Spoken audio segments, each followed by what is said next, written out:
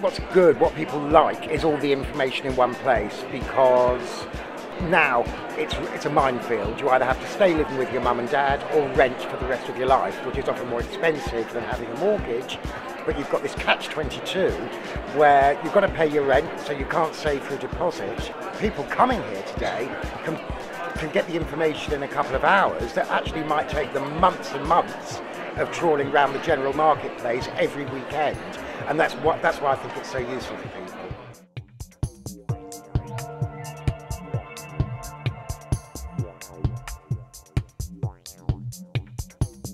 Why are you sponsoring this event? Well, at Barratt, we have a long tradition of helping first-time buyers.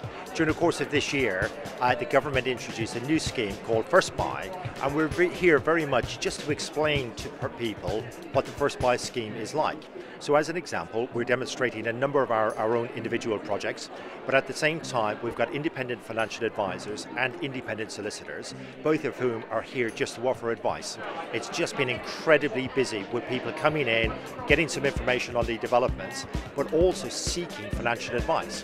It just shows that people are desperately keen for information. They want to know how the scheme works and how they can get onto the property ladder.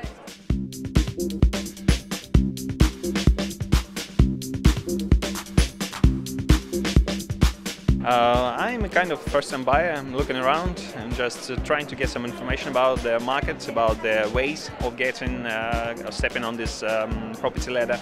And I think it's quite a lot of answers in here you can find quite easily.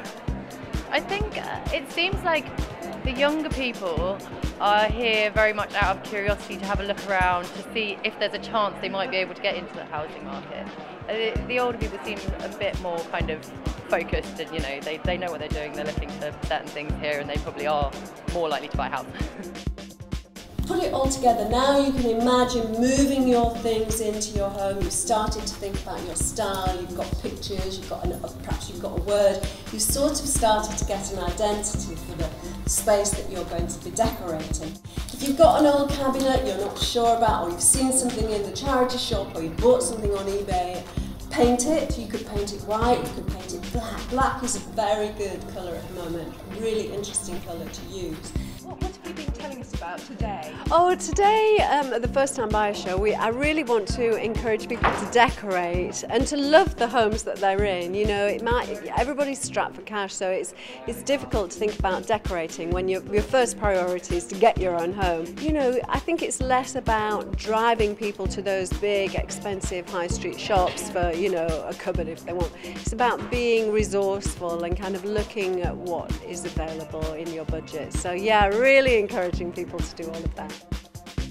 Short-term, medium-term, long-term goals and working towards those and sacrificing some things that don't matter so much now in order to reach those goals.